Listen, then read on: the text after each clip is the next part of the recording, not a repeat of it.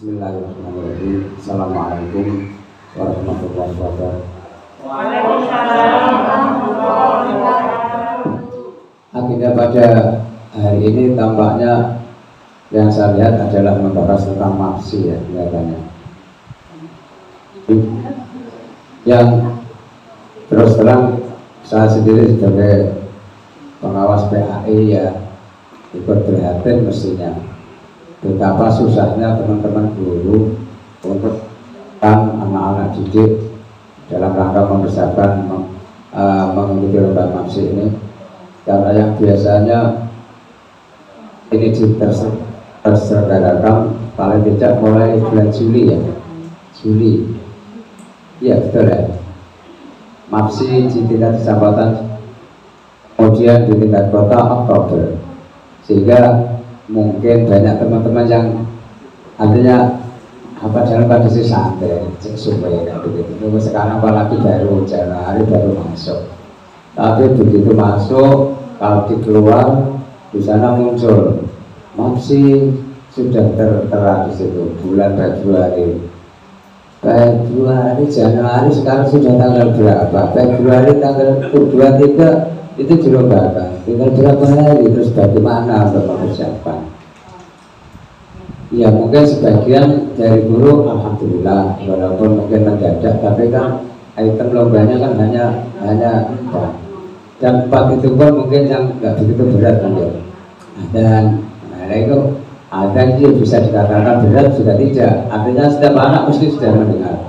Kemudian kaligrafi khotnya ya, bukan kaligrafinya ya. Kalau kaligrafinya ada seninya, tapi khot kan menulisnya itu mungkin ya semuanya lah. Yang saya rasa kalau memang Bapak Ibu guru tahun kemarin yang diikut sertakan lomba itu adalah siswa kelas berapa? Kelas 4 dan 5, maka sekarang mungkin agak tenang. Akan tetapi apabila yang dipesertakan kemarin itu sesuai yang kelas 6, maka otomatis hari ini panjenengan tidak punya jago kan teman-teman. Nah, karena tidak punya jago untuk mempersiapkan itu sulit. Bapak Ibu perlu kita sikapi bersama. Saya yakin panjenengan sebagai guru agama yang profesional itu ibadah dalam. Kita sadar bahwa yang namanya lomba itu mungkin bisa kita pahami dalam hal ini konteksnya lomba yang diadakan oleh dinas ini tampaknya tidak sama dengan lomba yang kita jadikan sebagai metode pembinaan. Tampaknya begitu, karena ini kan terprogram, dan apakah ini nanti ada tindak lanjut apa tidak. Karena mafsi yang ada tindak lanjutnya ke tingkat provinsi itu kan ada 16 item, ada 16 item. Dan ini yang dilaksanakan dalam hal ini hanya 4. Ini tentu nanti menjadi beban panjenengan. Apakah dalam menyeleksi ini nanti tetap hanya mengikuti program dari dinas kota yang hanya membina 4 item itu, apa tetap 16 item yang biasa menjadi program mafsi berjalan bertahun-tahun, apakah itu tetap jangan lakukan. Oleh karena itu monggo, kalau menurut saya bisa disikapi begini, yang mafsi atau katakan jenis lomba yang pada umumnya, kalau memang lomba itu diarahkan untuk sebagai pelaksanaan program dinas yang memang harus mengikuti aturannya, itu bisa saya katakan sebagai mungkin hanya berhenti sampai di dinas untuk saat ini, berhenti sampai di tingkat kota. Nah, kemudian sampai saat ini memang ada manfaatnya bagi anak-anak, karena di situ ada piagam yang mungkin bisa digunakan untuk nilai bagi anak-anak. Oleh karena itu mungkin memang perlu dimaksimalkan di dalam pembinaannya. Tuh. Oleh karena itu saya sarankan, kalau memang panjenengan merasa kesulitan untuk mengikut sertakan 4 item itu, paling tidak konsentrasi satu item saja nggak masalah. Apalagi kalau ini nanti umpamanya, ya artinya begini, tidak terus saya melarang panjenengan untuk mengikuti semuanya, enggak begitu. Ada 4 difokuskan jalan pembinaan yang secara serius itu adalah 1. Tapi yang 3 juga diikutsertakan, karena kalau tidak nanti menjadi masalah bagi anak. Ya, kalau ada anak yang cerdas kan ini ada lombanya kok kenapa nggak diikutsertakan? Nanti diprogram, tapi tetap diikutsertakan. Hanya di dalam pembinaan konsentrasinya yang bagi anak-anak yang mempunyai minat dan bakat secara maksimal tanpa kira-kira dipacu dalam waktu sekian hari kok mampu, yaitu yang dikejar. Sehingga paling tidak jangan sampai katakan jangan ngopeni banyak yang kecil-kecil dalam arti golek suduk kelangan kutuk ya Pak. Jadi sing cilik-cilik jangan ngopeni, tapi yang berbakat besar itu malah jangan tinggalkannya mana mantu. Oleh karena itu begitu yang menjadi saran saya, sehingga nanti panjenengan pembinaan dalam waktu yang singkat itu panjenengan tidak kewalahan dan mungkin bisa terarah dengan baik dengan hasil yang maksimal. Nah, sehingga harapannya ya yang namanya lomba mesti juara, itu pasti. Dan ini nanti yang diikut sertakan di kota juara satunya Pak. Jadi di tingkat kecamatan diambil juara satunya, yang juara 1 di tingkat kecamatan nanti diteruskan di tingkat kota. Berarti ada 2 tetap. Itu kaitannya dengan maksud. Nah, kemudian kaitannya dengan pembinaan Bapak Ibu perlu disadari bersama. Panjenengan sebagai guru agama yang notabene sebagai guru yang semua perilaku panjenengan dijadikan sebagai figur, menjadi panutan. Jadi selalu ditaati. Oleh karena itu yang pertama, di saat yang seperti ini yang mungkin banyak tidak hanya guru tapi anak-anak juga bisa membuka HP, media secara bebas. Mohon itu bisa dikendalikan, jangan sampai nanti anak-anak juga bicara bebas. Nah, ini maka dari panjenengan itu dalam tindakan sehari-hari itu untuk mencerminkan sebagai guru agama yang menjadi teladan. Dari segi ucapan juga begitu, tapi tak kalah pentingnya ini bagi anak didik ini dibutuhkan terus semacam pendampingan, karena saat ini mungkin sudah full 100% apa masih 50 itu katakan sudah full, memang aturan sudah full. Hanya yang 50 itu kan mungkin karena yang siswanya banyak dan ruangannya terbatas sehingga bisa seperti itu. Saya mohon ini lomba ini bagi panjenengan jadikan sebagai media yang bisa menghantarkan anak-anak menjadi nanti calon figur seorang pemimpin yang baik. Contohnya begini, lomba adzan kalau nanti sudah berprestasi bagus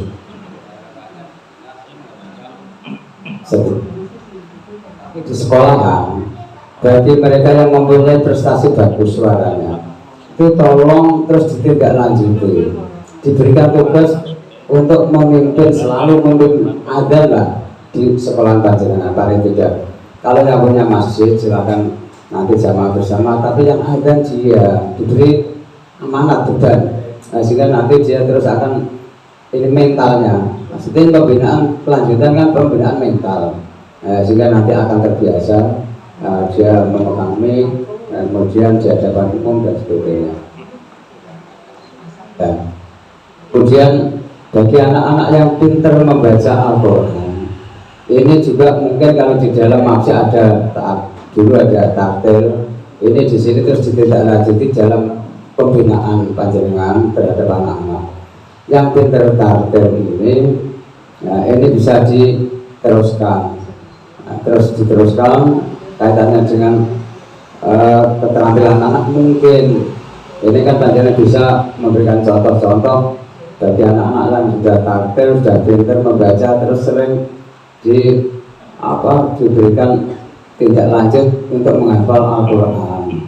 Syukur bagi panjenengan juga mempunyai program untuk wisata religi atau studi banding. Saya ngerti di sekolah-sekolah Semarang ini banyak sekolah yang mempunyai program tahfidz Al-Quran. Bina amal ini sudah yang artinya kaitannya dengan menghafal surat-surat pendek atau yang biasanya juz amma itu hafal. Kemarin itu bahkan malah sampai melimpah ke juz lain sampai 27, yang juz ke-27 dan sebagainya. Ini tingkat SD sudah diarahkan ke sana.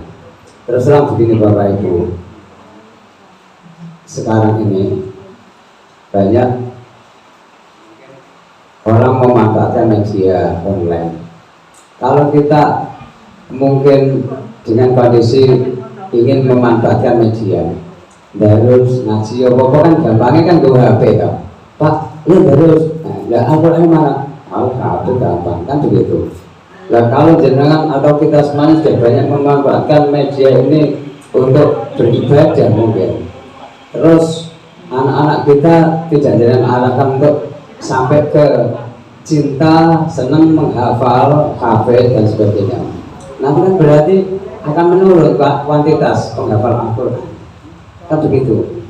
Nah, jika panjenengan bisa mengadakan ke sana dengan cara mengadakan lomba, nanti yang juara, yang hafal terus hadiahi. Dia akan terus ditindaklanjuti. Jika perlu jenengan ajak ke Kudus lah, tempatnya Mbak Arwani di sana melihat anak kecil menghafal Al-Quran dan sebagainya, akan semangat lagi.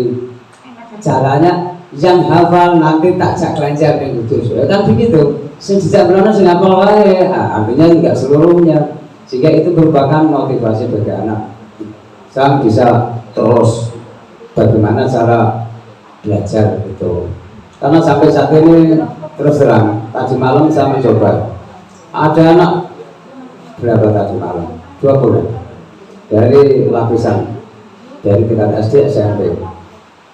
Kalau dites tentang membaca Al-Qurannya bagus, dites pelajaran masalah sholat bagus, hafal. Tapi ketika sudah ditanya, kamu sehari berapa kali melaksanakan sholat? Jawabnya diam. Kenapa diam? Mungkin malu. Begitu saya balik dulu. Siapa yang sholatnya sehari sekali ngacung begitu saja, kan? Ngacung kan? Oh satu. Yang sehari melaksanakan sholat 2 kali, ada lagi 3 kali, 4 kali, 5 kali, ra'ono 4 kali ra'ono Pak, 5 kali ra'ono. Aduh, apakah kalian ini suka menjadi ahli neraka? Tidak. Kenapa tidak mau melaksanakan perintah? Bingung. Ini woy kan, pengen swarga tapi rak gelem manut perintah. Ini kenyataan. Mungkin ini tidak hanya anak di lingkungan saya, mungkin di lingkungan panjenengan juga sama. Karena ini saya yakin ini bukan kesalahan pada guru, ini bukan kesalahan pada orang tua. Tapi ini memang kondisi alam. Kondisi alam semakin jauh dari seorang pemimpin atau dari pimpinannya, semakin banyak penyimpangan terus, itu semakin lemah sama. Kalau tidak begitu ya nggak perlu ada pergantian Rasul kan, otomatis sekali diperintah Rasul sekali terus aman semuanya tawadu. Wes cukup 1. Kenapa sampai 25 kan? Nah ya seperti itulah. Sing ora bener sikat habis, sing apik dijeke. Tapi begitu pimpinannya masih, ya tetap bagus. Tapi begitu pimpinannya purna atau meninggal, itu sudah mulai kasak kusuk mulai merubah macam-macam. Itu seperti itu. Nanti hancur ganti lagi. Itu seperti itu. Maka kita sebagai beragama tidak perlu mungkin bingung dan resah. Ya memang begitu, itu tugas kita.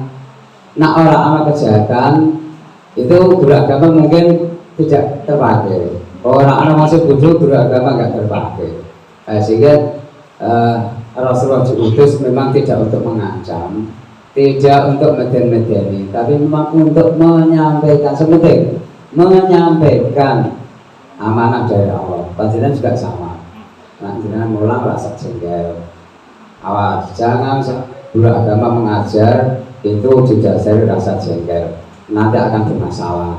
Saking-sakingnya nak usah ngomong dilalah bermasalah, tekan sekolah penghapus pelayan, itu jangan sampai terjadi. Tapi walau demikian saya mengalami sendiri, sudah berkali-kali saya dulu seperti itu. Mungkin dia emosi karena kondisi. Makanya saya bisa ngomong, bisa nyarankan jenengan karena saya melakukan dulu itu seperti itu, saya pernah mengalami. Oleh karena itu tampaknya sudah banyak guru yang terinspirasi oleh guru-guru kita seperti Mbak Maimun juga, seperti ulama-ulama salaf yang banyak sukses. Ya, ternyata mendidik itu tidak mesti harus kekerasan dengan kekerasan, tapi juga saat dulu itu juga guru-guru tidak mulai juga gebuk ya Pak ya. Ini juga sekali nggak gebuk juga. Nah, tapi niatnya gebuk tidak karena nafsu emosi, tapi memang mungkin dalam rangka memberikan satu pelajaran kepada saya. Bapak Ibu, yang saya harapkan jangan mensikapi problem seperti ini orang asal semacam kayak bingung was hadapi dengan tenang. Jadikan anak-anak kita ini anak-anak yang benar-benar bisa menjadi anak yang soleh, anak-anak yang mampu mencerna pelajaran yang panjenengan sampaikan, tidak hanya berhenti di otak, tapi supaya bisa masuk di dalam hati sanubari. Ingat Bapak Ibu, ini perlu panjenengan tekankan. Pelajaran agama bagi anak-anak itu perlu dihafal. Jangan hanya sekedar jenengan sampaikan tapi tidak pernah diuji, tidak pernah dicoba. Maka bagi anak-anak itu saatnya belajar sampai di ranah sains, otak. Kalau setelah itu nanti dewasa terus diturunkan ke dalam kolbu. Sehingga yang mungkin bisa kita manfaatkan itu adalah ketika kita sudah punya tabungan hafalan banyak, walaupun mungkin saat ini belum paham, tapi nanti ketika sudah dewasa dia akan memunculkan memorinya itu dengan sendirinya. Terus dan nanti pada saat-saat dia membutuhkan nanti bisa dimanfaatkan. Itu Bapak Ibu. Sehingga tolong, walaupun tidak ada lomba dengan lomba maksi atau lomba apa, tapi mesti panjenengan adakan yang namanya sistem lomba itu mesti harus ada, atau sistem persaingan antar teman. Kalau tidak ada lomba, adakan kelas meeting antar kelas. Kalau ada kelas yang A, B, itu coba diadakan kelas meeting A dan B ditanding. Ini untuk merangsang anak-anak supaya bisa terus. Biasanya kalau ada persaingan itu bisa mudah untuk ini loh Mas, artinya direkam sehingga ada kenangan, ada pesan bagi anak-anak itu, sehingga benar-benar anak didik kita nanti bisa memahami, bisa. Dan Bapak Ibu, biasakan sekali lagi setiap panjenengan mengajar jangan lupa anak didiknya dikirimi paten. Biasakan setiap akan berdoa kirim kata kepada guru-guru kita. Biasakan seperti itu, sehingga harapannya kita semuanya akan mendapatkan berkah. Berkah itu artinya efek dari amalia kita yang kita sampaikan kepada orang lain, dan Allah akan membalas kebaikan itu kepada kita untuk kita akhirnya berlanjut. Terima kasih. Demikian yang saya sampaikan, semoga bermanfaat. Assalamualaikum warahmatullahi wabarakatuh.